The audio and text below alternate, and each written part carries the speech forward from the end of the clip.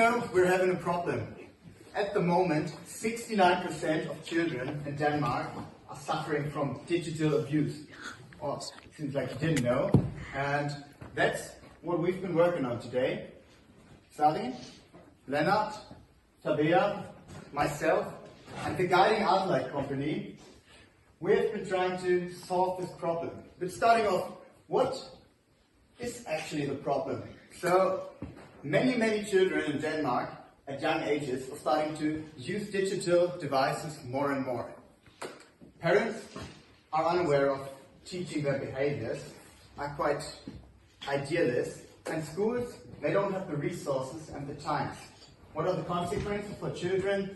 Depression, sexual abuse occurring online, and other stuff. People sitting alone and lunch breaks, not happy, and the causes are even long-term critical. People are losing the lack of motivation, getting into worse grades, not that good of jobs, and that's what we've been working towards today. And the solution that we were aiming for was finding a workshop idea that teaches young children how to properly behave in the digital world and to do this whole thing in a playful and creative way. But starting off by showing you how our idea looks. So this here is Tom, and Tom is not so happy because Tom is getting bullied by Jerry. They're both on a school in Copenhagen, unfortunately, and Jerry is actually bullying Tom quite heavily on social media, writing ugly comments and making him feel bad about the way he looks, the clothes he's wearing, and it's actually not too good. On the other hand, we're having Agatha. Agatha, she's smiling, she's quite happy because she's going on a school here in Sonneborg.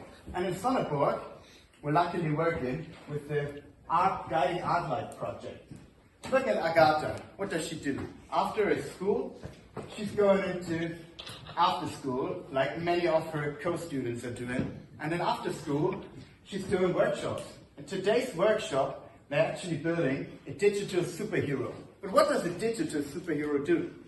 It's just building a customized profile of your own digital superhero. You're thinking of, okay, what could these posts be? How could you look like? And this whole thing is guided by different mentors. But what are actually mentors? Mentors are supposed to be students, so-called near-peer mentors. Students that are about 15 to 16 years old and that have been through this whole project themselves. We're calling this whole thing the digital dinosaur. That was the main idea that we've come through. Agatha is working on the 5th batch of her digital dinosaur. The digital dinosaur is a system where you can level up batch by batch, going from 1 to 10, and it's a standardized process that guarantees parents and schools that the children learning and after school are properly educated and going to school and doing this whole thing in a happy and creative and playful way. But let's go on and see what the actual benefits are for the children. We've talked about this, and children are hard to keep excited. That way, they're learning how to behave in social media and the whole digital world in a playful and joyful way, while learning how the potentials of the internet could possibly look like. How about the parents? The parents, they're often very busy, and that way they have a guarantee that their children are safe in this digital world throughout the digital dinosaur because of the standardized process behind the whole system. And how about the school?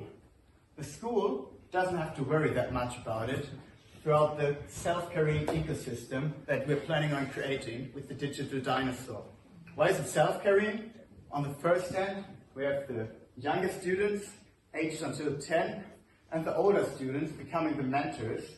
Agatha, for example, she's looking up to her mentors. She wants to be a mentor herself one day, and she's even getting support by coaching, other supportive rules, and maybe later on in her CV, it can play a beneficial role for her.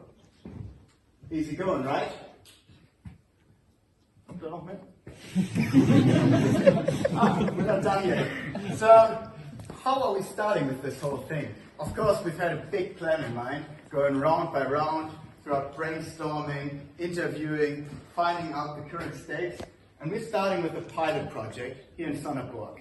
So that way we can test the whole digital dinosaur thing and find out which workshops are working the best at making our kids feel safe.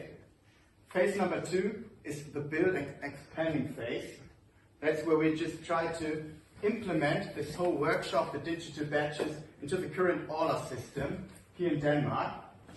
And the phase 3, thank you, is where we're passing this whole thing on to the government, because it's not just our problem, it's not the kids' problem, it's the whole Denmark problem.